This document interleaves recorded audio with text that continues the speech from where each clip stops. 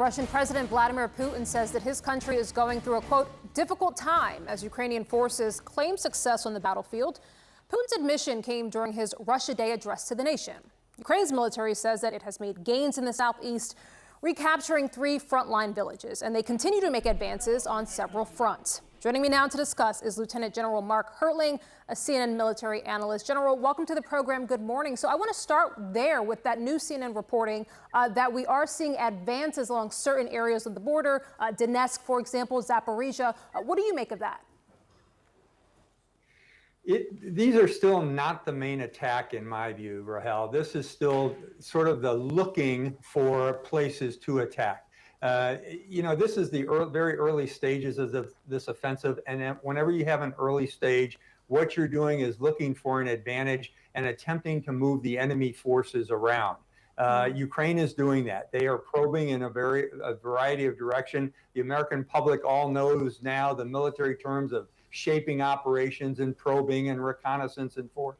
That's what they're continuing to do. So you're seeing some tough fighting. Ukraine has entered into the first 2 of 4 complex obstacle belts, and they are having great success in liberating small villages. But we're going to see what's going to happen next, and I'll introduce you to 2 new phrases that we'll start using soon, and that's main attack and supporting attacks. That's what Ukraine will eventually do when they find out the best places to employ their reserves. General, as you say, early days in this counteroffensive, we're about 1 week in, but CNN is reporting that, at least according to an open source intelligence analysis, that Ukraine has lost 16 of its armored vehicles from the U.S. That's about 15% of the 109 that the U.S. had provided. At this stage in the counteroffensive, early days, as you say, what do you think about that rate of loss there?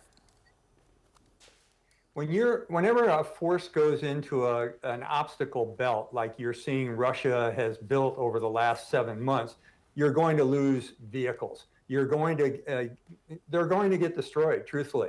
Now, when we're talking about armored vehicles, we don't know what type of each kinds of armored vehicles. Are these Leo tanks that they've lost? Are they Bradley fighting vehicles? Are they Strykers? Are they HIMARS? We don't know. Ukraine is doing a very good job in terms of keeping operational security. But truthfully, Rahel, I think everyone's getting excited about the fact that Russia has shown a couple of pictures of what they claim are destroyed Ukrainian vehicles.